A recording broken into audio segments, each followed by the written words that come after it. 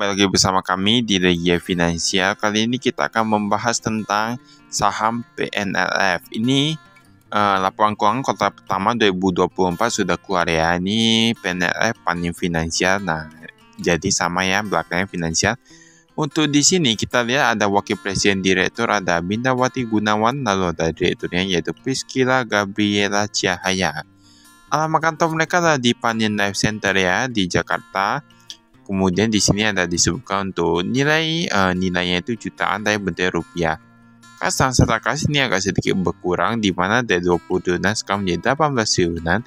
Dan kalau kita lihat di sini, ini Panin Finansial kan bergerak di bidang seperti investasi, pembiayaan kayak gitu-gitu ya. Jadi ini kayaknya sebenarnya menurut kami ya, laporan keuangan dari Panin Finansial ini agak sedikit detail. Jadi misalnya kalau kita kurang ngerti maka akan kebingungan karena banyak sekali. Nah, ini seperti tagihan anjak piutang pembiayaan konsumen, piutang jual dan sewa balik. Jadi ini mereka jelaskan secara sangat detail dan ini sebenarnya entah kenapa kami merasa agak kurang lebih atau gimana ya. Maksudnya agak susah dipahami kalau belum lihat belum sering lihat laporan keuangan. Di sini ada disebutkan juga jumlah investasinya. Bahkan biasa untuk laporan keuangan biasa disebutkan hanya aset, ekuitas dan liabilitas. Tapi ini berbeda ya. Di sini kalau kita lihat, ini ada simpanan, ini yang liabilitas. Simpanan dari totalnya 134 triliunan, sekarang menjadi 131 triliunan. Lalu ada juga FND janji dengan dijual kembali. Tapi ini gampangnya kita lihat langsung aja ya. Total hutangnya dari 161 triliunan sekarang menjadi 160 triliunan.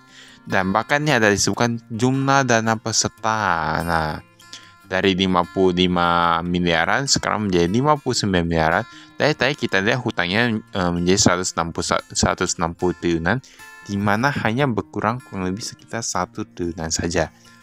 Kalau kita lihat ekuitasnya, nah ini ekuitasnya dari 61 triliunan menjadi 62 triliunan. Artinya dia meningkat paling hampir 1 triliunan saja. Dan jika kita bandingkan, ini tapi agak gimana gitu ya. Asetnya ini agak besar tapi perubahannya itu gak gitu besar. Pendapatan bunga kita lihat dari 2,3 triliunan menjadi 2,2 triliunan. Lalu ada juga pendapatan premi dan lain-lain. Jadi sebenarnya ada juga termasuk yang entitas anak asuransi ya. Nah ini bisa kita lihat di sini. Total pendapatannya dari 3,4 triliunan menjadi 3,6 triliunan. Nanti kita lihat dari 3,6 triliunan ini, kita lihat seberapa besar labanya yang mereka dapat. Masalah laba real ya. Keuntungan murni yang mereka dapatkan dari 3,6 triliunan ini. Dan setahu kami untuk Panin Finansial ini biasanya ya ini presentasinya agak kecil. Nah ini nih labanya dari 753 miliaran menjadi 873 miliaran. Artinya meningkat paling 100 miliaran, itu pun 800 miliaran dari tadi yang penjualannya yang agak cukup banyak, yang triliunannya. 800 miliaran kita bandingkan saja dengan tadi liabilitasnya berapa? Karena ini perusahaan pembiayaan, oke lah liabilitas lebih tinggi daripada ekuitas itu masih oke. Tapi kalau kita lihat, ini labanya tadi 800 miliaran. Liabilitasnya itu tadi 100 triliunan ya, kalau tidak salah.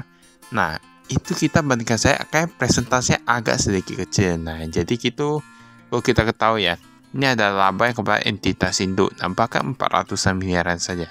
Kalau mau kita bilang, kita biasa lihat dari yang laba kepada entitas induk. Jadi hanya sekitar 400 miliaran dari yang liabilitas 100-an triliunan.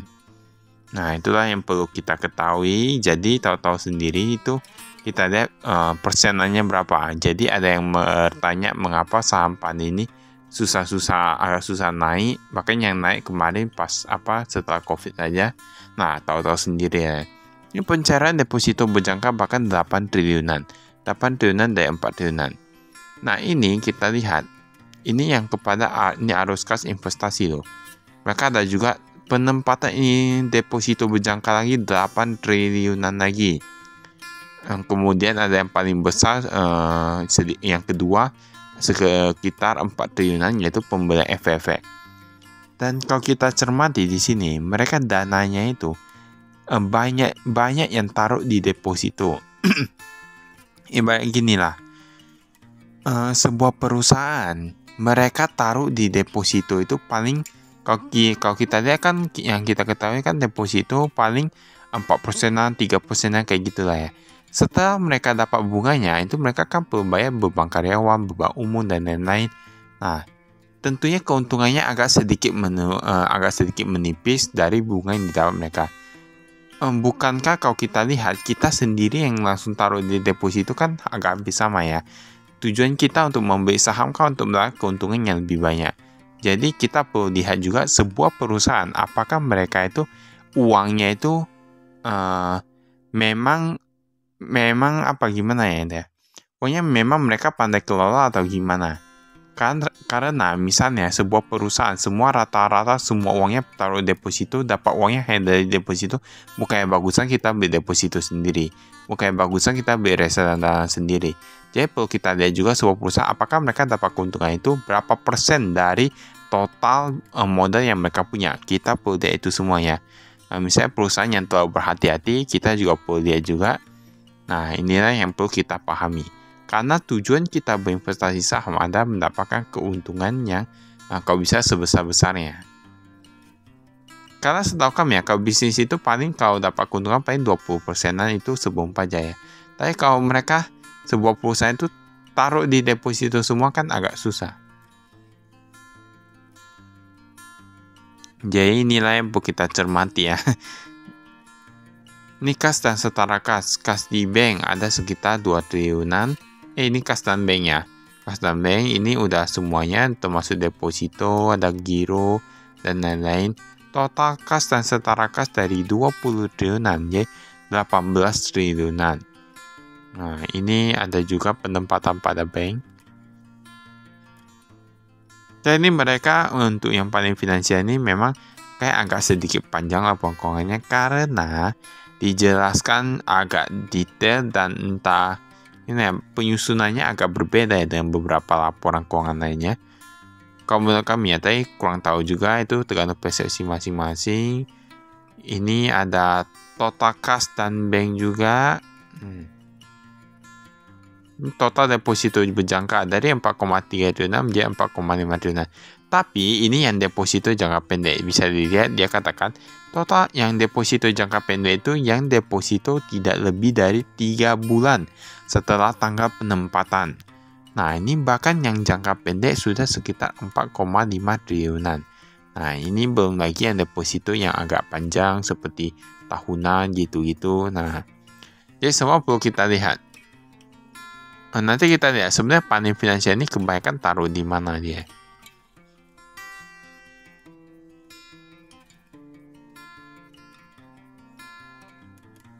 Tapi memang ini kalau panen finansial, kalau kita lihat satu-satu, kayak agak pusing ya. Dimana yang belum terbiasa memang agak sulit untuk melihat karena banyak sekali. Nah, ini banyak sekali dijelaskan. Nah, makanya kami sebenarnya berpikir bahwa Pak Loh Keng Hong kan pernah melihat laporan keuangan panen finansial ini juga, karena kemarin pernah beli ya kalau tidak salah. Berarti Pak Loh Keng Hong ini memang hebat ya, di mana beliau mampu untuk melihat laporan keuangan yang sangat panjang ini. Nah, memang perlu kesabaran ya. Ini ada kredit. Kalau kita lihat di sini, yang kredit paling macet di mana? Kredit investasi. Saya memang agak susah di mana kita lihat yang lancar sekitar 20 triliunan, yang macet sekitar 1 triliunan. Nah, kalau kita lihat ya, investasi itu kayak yang agak berani itu yang Saratoga ya, dimana kan membeli perusahaan yang mungkin belum IPO tapi memang dia punya prospek bagus, berani cari, berani kasih yang start atau gitu. Nah, tapi kalau kita lihat yang apa ya, yang zaman sekarang, masa saat ini, untuk investasi, misalnya kalau kita bilang investasi di pasar kripto, investasi di pasar kripto ini kan kalau tidak salah sekarang lagi turun. Memang kemungkinan besar nanti bisa naik, tapi sekarang kan lagi turun. Kemudian kalau yang di pasar saham, memang pasar saham pun rata-rata mengalami penurunannya. IHSG kita kayak mengalami penurunan, kecuali kalau memang bisa melihat saham-sahamnya outperform. Dan menurut kami pun sahamnya outperform paling bank-bank besar ya.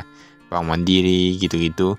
Nah, di sini ada disebutkan juga untuk waktunya ada yang 5 tahun, kayak 5 tahun yang agak banyak. Ini sepertinya main panjang. Nah, ini ada disebutkan juga untuk kredit dijamin dengan anggunan yang dikaitkan dengan hak tanggungan. Ini ada juga kredit untuk modal kerja, kemudian ada kredit rangka pembiayaan sindikasi. Nah, ini kredit kepada karyawan bank. Nah, ini bisa kita lihat ya. Kredit kepada karyawan bank merupakan kredit untuk membeli kendaraan, rumah, dan keperluan lainnya sebesar 6% per tahun untuk jangka waktu 1-10 tahun. Pembayaran kredit dilakukan dengan pemotongan gaji setiap bulan. Nah, ini sebenarnya gini ya. Menurut kami ini merupakan hal yang cukup bagus di mana misalnya orang yang membutuhkan dana, mereka masih bisa mendapatkan uang. Ini untuk yang karyawan bank ya, khusus untuk karyawan bank. Tetapi perlu diingat lagi, menurut kami, jika kita mengambil pinjaman kemudian 6% per tahun, kayak itu agak gimana gitu ya, agak kurang termotivasi. Makanya prinsip kami seperti gini, kalau bisa jangan berhutang, karena agak susah. Kalau kita berhutang, kemudian kita perlu bayar lagi bunga setiap tahun, bunga setiap bulan, misalnya setiap tahun 6% lah. Jadi kan kita gak ada semangat, maksudnya kita gak lihat uang yang bertumbuh, Kalau kita bisa outperform, taruh di obligasi ataupun taruh di reksadana atau pasar saham yang bisa outperform, nah itu kan lebih bagus lagi. Di sini ada disebutkan ada kredit bermasalah dan lainnya. Kredit bermasalah kayaknya yang dijasa 1,5 triliunan.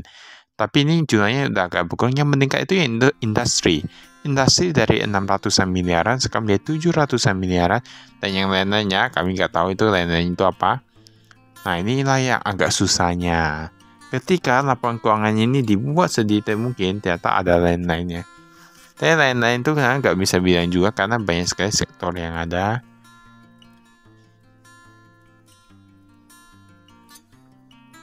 Ini piutang pembiayaan konsumen.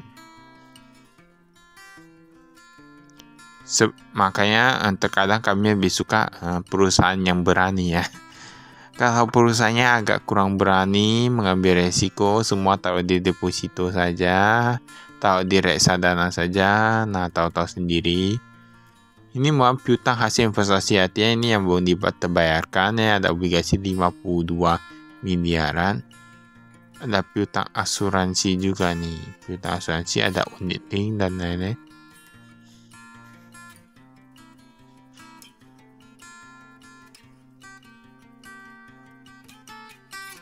Ini investasi.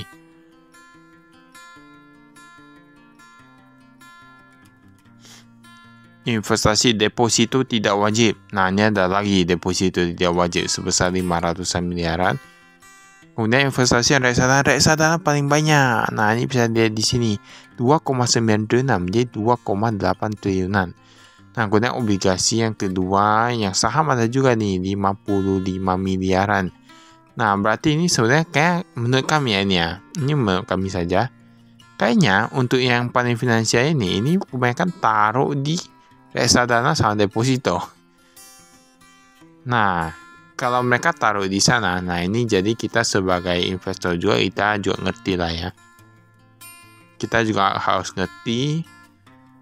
Nah, ini ada pihak berelasi, ada pihak ketiga. Nah, pihak berelasi memang yang panin sendiri ya, karena ini kan grup panin. Ini pihak ketiga ada Trimegah Asset Management, Trim Syariah Saham, dan lain-lain.